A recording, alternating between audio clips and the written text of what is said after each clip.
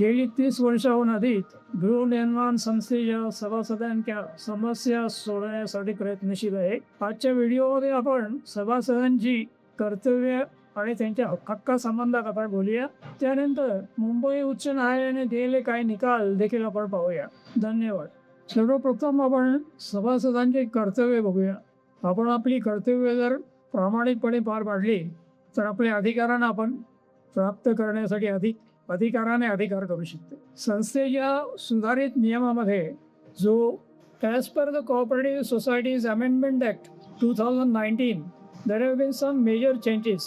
Now this Cooperative Societies Act started in 1960, but these major changes have come after almost 59 years. आणि या नियमात बदल करण्याचं मूळ कारण काय आहे ते आपण जरा समजावून घेऊया. 154 सेक्शन आणखी नवीन अध्याय हा कोऑपरेटिव्ह सोसायटीमध्ये इन्सर्ट का झाला. आपल्याला माहिती आहे की महाराष्ट्रात अनेक प्रकारच्या कोऑपरेटिव्ह सोसायटीज आहेत. कोऑपरेटिव्ह शुगर फॅक्टरीज आहेत, कोऑपरेटिव्ह फार्मर सोसायटीज आहेत, कोऑपरेटिव्ह बँक आहेत, आणखी कोऑपरेटिव्ह क्रेडिट सोसायटीज आहेत.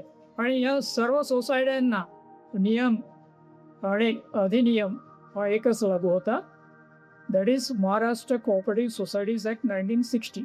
अनेक वेळेला असे प्रश्न पडायचे की या कलमातली नक्की कुठची कलमं गृहनिर्माण सोसायटीच्या सदस्यांना किंवा त्यांच्या समस्या सोडवण्यासाठी लावायला हवे. आणि याच्यामुळे there were lot of litigations, lot of court cases were pending. आणि त्यामुळे हा वेगळा चॅप्टर 9 मार्च 2019ला इन्सर्ट झालेला आहे आणि तो फक्त गृहनिर्माण सोसायटीच्यासाठीच आहे. एवढेच नव्हे तर या 2019च्या अमेंडमेंटमध्ये जे आधीची कोऑपरेटिव्ह सोसायटीज 1960मध्ये जे काही कलम दिले होते ते कुठचे कलम लागू आहेत आणि कुठचे कलम लागू नाही हे पण सविस्तर येथे दिलेले आहेत. There are almost 50 sections which are not applicable to the cooperative housing societies and those sections are deleted. हा मूळ कलम 154 इन्सर्ट करण्याचा कारण आहे. आता आपण सभासदांचे कर्तव्य आधी बघूया. सर्वप्रथम सभासदांनी संस्थेची मासिक वर्गणी वेळेवर देणे, संस्था दैनिक व मासिक ठरलेला खर्च जसे का सिक्युरिटी गार्ड्स आहेत, हाऊसकीपिंग आहे, इलेक्ट्रिसिटी बिले आहेत व मासिक वर्गणीतून देणारे इतर दैनंदिन खर्च आहे. जर सभासदांनी वेळेवर मासिक वर्गणी जमा केली नाही तर काही सुविधा बंद करण्याची वेळ देखील येऊ शकते. आता या वर्गणी गोळा करताना सदस्यांना अनेक समस्या येतात. काही सभासद म्हणतात, तुम्हाला माहिती आहे का मी कोण आहे, मी वर्गणी कशाला देऊ.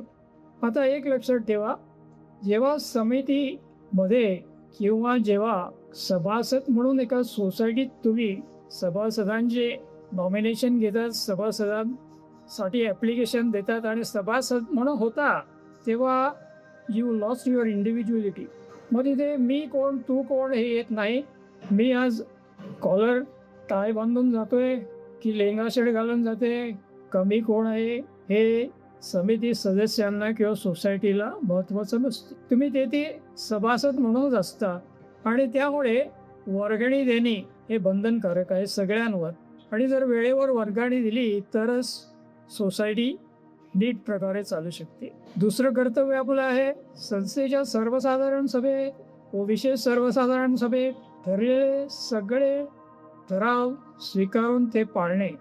नंतर संस्थेच्या समिती सदस्यांना वेळेवर सहकार्य करणे, वेळोवेळी सहकार्य करणे. तसेच संस्थेच्या इमारतीच्या पुनर्विकासासाठी सर्वसाधारण सभेत ठरल्याप्रमाणे प्रत्येक सभासद आपला फ्लॅट वेळेवर खाली करेल व संस्थेच्या मूळ सभासद ओरिजिनल मेंबर वर अधिनियमानुसार कोणतीही कारवाई केल्यास ती सहयोगी सदस्याला म्हणजे असोसिएट मेंबरला पण लागू होईल. आणि जर का मूळ सभासदांनी मासिक वर्गणी वेळेवर दिली नाही तर ती सहयोगी सभासदाला द्यावी लागेल. आता आपण आपल्या अधिकारांकडे वळूया. संस्थेच्या सभासदांच्या अधिकारासंबंधित हल्लीच काही महिन्यापूर्वीच मुंबई उच्च न्यायालयाने काही निर्णय दिले आहेत आणि ते निर्णय फार महत्त्वाचे आहेत. ते निर्णय काय आहेत ते आपण पाहूया. हे निर्णय माननीय न्यायाधीश अमित बोरकर साहेबांनी दिलेले आहेत. घोषणेची तारीख आहे 12 डिसेंबर 2025. आता मुंबई उच्च न्यायालयाने दिलेल्या निर्णयामधील काही महत्त्वाच्या गोष्टी आपण पाहूया. निकालातील क्रमांक 15 काय म्हणतोय? निकालातील क्रमांक 15 प्रमाणे कलम 158(ब)(8) दोन भिन्न हक्क आणि जबाबदाऱ्या निर्माण करते. उपकलम 1 मध्ये प्रत्येक सदस्याला विनिर्दिष्ट दस्तऐवज विनामूल्य तपासण्याचा हक्क आहे. तो हक्क तात्काळ आहे. तो कोणत्याही शुल्कावर अवलंबून नाही. उपकलम 2 निर्देश देते की लेखी विनंती केल्यावर आणि विहित शुल्क भरल्यावर संस्थेने उपकलम 1 मध्ये नमूद केलेल्या दस्तऐवजाच्या प्रती पुरवल्या पाहिजेत. प्रती पुरवण्याचा कालावधी शुल्क भरल्याच्या तारखेपासून 45 दिवसांचा आहे. जिथे संस्थेला शासनाकडून सहाय्य मिळते तिथे हा कालावधी 30 दिवसांचा आहे. आता दस्तऐवज किंवा कागदपत्रे कुठच्या प्रकाराची आहे? सभासदांना सभासदांच्या मीटिंग संदर्भात इतिवृत्त, सर्वसाधारण सभेचे इतिवृत्त, विशेष सर्वसाधारण सभेचे इतिवृत्त, संस्थेचे बायलॉज, संस्थेचे ऑडिट रिपोर्ट, संस्थेच्या सभासदांची यादी, हे सर्व इन्क्लूड आहेत. हे सर्व जर आपल्याला लेखी पाहिजे असतील किंवा त्याच्या प्रती पाहिजे असतील तर जो शुल्क दिलेला आहे तो शुल्क आपल्या बायलॉज नंबर 171 मध्ये दिलेला आहे. तो शुल्क भरल्यानंतर आपल्याला संस्थेने 45 दिवसाच्या आत ही कागदपत्र सादर करणे कायद्याने बंधनकारक आहे. आता आपण निकालातील क्रमांक 16 वर जाऊया. 3 महत्त्वाचे वैशिष्ट्य समोर येतात. पहिले म्हणजे कायद्यात तपासणी आणि प्रती मिळवणे यामध्ये स्पष्ट फरक केला आहे. तपासणी विनामूल्य आहे आणि बिनशर्त आहे. पैसे भरल्यानंतरच प्रतींचा पुरवठा केला जाईल. दुसरे म्हणजे शुल्क भरल्याच्या नंतर प्रती पुरवण्याचे बंधन निर्माण होते. आणि तिसरे म्हणजे एकदा शुल्क भरल्यानंतर प्रती पुरवण्याची निश्चित कालमर्यादा ठरवली आहे. ही कालमर्यादा संस्थेने एकतर्फी वाढता येणार नाही. आता निकालातील आपण क्रमांक 17 वर जाऊया. कलम 17 नुसार कलम 154(ब)(8) प्रत्येक सदस्याला संस्थेची कागदपत्रे पाहण्याचा आणि कायद्याने निर्धारित वेळेत त्या कागदपत्रांच्या प्रती मिळवण्याचा स्पष्ट अधिकार देते. या अधिकारासोबतच संस्थेवर आणि तिच्या व्यवस्थापन समितीवर विनाविलंब प्रतिसाद देण्याचे कर्तव्य येते. कायद्यानुसार संस्थेने पारदर्शकपणे कामकाज करावे अशी अपेक्षा आहे. निर्णय कसे घेतले जातात आणि त्यांच्या नावाने कोणता व्यवसाय चालवला जातो हे सदस्यांना माहीत असले पाहिजे. जर माहिती दडवून ठेवली गेली तर सदस्य आपल्या हिताचे रक्षण करू शकत नाही. त्यामुळे विधिमंडळाने संस्थेवर मागणी केल्यावर कागदपत्र देण्याचे कठोर कर्तव्य टाकले आहे. या तरतुदीचा उद्देश समितीचे कोणतेही छुपे किंवा गुप्त कामकाज रोखणे आहे. व्यवस्थापन समिती सर्व सदस्यांच्या हितासाठी कार्यरत असते. ती त्यांच्यापासून कागदपत्रे लपवून ठेवू शकत नाही. जेव्हा एखादा सदस्य इतिवृत्ताच्या किंवा इतर कागदपत्रांच्या प्रतीची मागणी करतो तेव्हा संस्थेने त्या त्वरित पुरवल्या पाहिजेत. मौन, विलंब किंवा निष्क्रियता हे वैध उत्तर मानले जाऊ शकत नाही. जर संस्थेने कृती केली नाही तर कायद्याने दिलेला अधिकार निरर्थक ठरतो. जी समिती नोंदी देण्याचे टाळते त्या कार्यपद्धतीबद्दल शंका निर्माण होते. कायदा अशा वर्तनाला परवानगी देत नाही. त्यामुळे कागदपत्रे पुरवण्याचे कर्तव्य ऐच्छिक नाही, ते बंधनकारक कर्तव्य आहे, ज्याचे अक्षरशः आणि भावनेने पालन केलेच पाहिजे. आता आपण निकालातील क्रमांक 20 काय म्हणते बघूया. कलम 154(ब)(23) हे संस्था चालवणारे लोक जबाबदारीने आणि प्रामाणिकपणे काम करतील याची खात्री करण्यासाठी अधिनियमित करण्यात आले आहे. व्यवस्थापन समितीचे सदस्य विश्वासाचे पद भूषवतात. ते संस्थेचे पैसे मालमत्ता आणि दैनंदिन कामकाज पाहतात.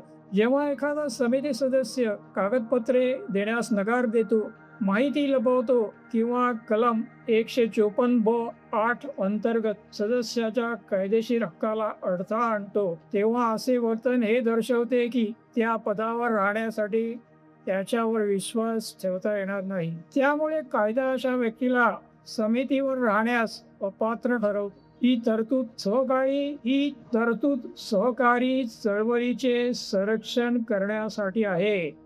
जेव्हा समिती पारदर्शकपणे आणि सातत्याने काम करते, तेव्हा संस्था सुरळीतपणे काम करू शकते. त्यामुळे विधानमंडळाने अशा गैरवर्तनाची पहिलीच खूण दिसताच हस्तक्षेप करण्याचे अधिकार निबंधकांना दिले आहे. अशा समिती सदस्यांना अपात्र ठरवण्याचा अधिकार निबंधकांना देण्यात आला आहे, जेणेकरून अधिकारांचा गैरवापर सुरू राहणार नाही आणि संस्थेचे अधिक नुकसान होणार नाही. जी व्यक्ती सदस्यांच्या हक्कांचा आदर करत नाही, तिला अशा पदावर राहू दिले शकत नाही. जिथे हक्कांचे संरक्षण करणे आवश्यक आहे, संस्था स्वच्छ आणि सुशासित राहाव्यात यासाठी अशा व्यक्तींना दूर करण्यासाठी कायदा हस्तक्षेप करतो. आता निकालातील क्रमांक 28 आपण पाहूया. कलम 154(ब)(8) नुसार संस्थेवर आपल्या सदस्यांना कागदपत्रे देण्याचे कायदेशीर कर्तव्य आहे. संस्था आपल्या व्यवस्थापन समितीमार्फत काम करते, त्यामुळे कलम 154(ब)(8) अंतर्गत असलेले कर्तव्य कायद्यानुसार संपूर्ण समितीचे कर्तव्य आहे. सभेचे वित्तवृत्त देणे, नोंदी ठेवणे आणि सदस्यांच्या लेखी विनंत्यांना उत्तर देणे ही छोटी प्रशासकीय कामे नाहीत. ही संस्था चालवण्याची अत्यावश्यक कर्तव्य आहेत. ही कर्तव्य पूर्ण केली जातील याची खात्री संपूर्ण समितीने घ्यावी, अशी कायद्याची अपेक्षा आहे. सहकारी संस्था अधिनियम आणि आदर्श उपनिधीनुसार व्यवस्थापन समिती सामूहिक जबाबदारीच्या तत्वांवर कार्य करते. समिती एकत्रपणे निर्णय घेते आणि एक संघ संस्था म्हणून वैधानिक कर्तव्य पार पाडते. जोपर्यंत उपविधीमध्ये जे अगदी स्पष्टपणे नमूद केलेले नाही की केवळ सचिवासारखा एकच अधिकारी कागदपत्रे पुरवण्यासाठी जबाबदार आहे आणि इतर सदस्यांना या कर्तव्यातून सूट आहे, तोपर्यंत अनुपालनासाठी संपूर्ण समिती जबाबदार आहे. आता वरील काही गोष्टी आपण मुंबई उच्च न्यायालयाने त्यांच्या निकालात दिलेल्या बघितल्या आहेत. यावरून मुंबई उच्च न्यायालयाच्या निकालामधून 2 महत्त्वाच्या गोष्टी स्पष्ट होतात आणि त्या म्हणजे पहिले, सभासदांचे हक्क हे जपलेच पाहिजे व त्यांचा आदर करणे आवश्यक आहे. दुसरी महत्त्वाची गोष्ट, संस्थेवर आणि तिच्या व्यवस्थापन समितीवर विनाविलंब प्रतिसाद देण्याचे कर्तव्य येते. कायद्यानुसार संस्थेने पारदर्शकपणे कामकाज करावे अशी अपेक्षा आहे. जेव्हा समिती पारदर्शकपणे सत्यतेने काम करते, तेव्हा संस्था सुरळीतपणे कार्य करू शकते. आजचा हा व्हिडिओ आपण इथेच संपवूया. याच्यानंतर लवकरच पुढचा व्हिडिओ आपण संस्थेच्या इमारतींच्या पुनर्विकासासंबंधी लवकरच बघूया आणि त्यामध्ये देखील मुंबई उच्च न्यायालयाने काही निकाल दिलेत ते पाहूया.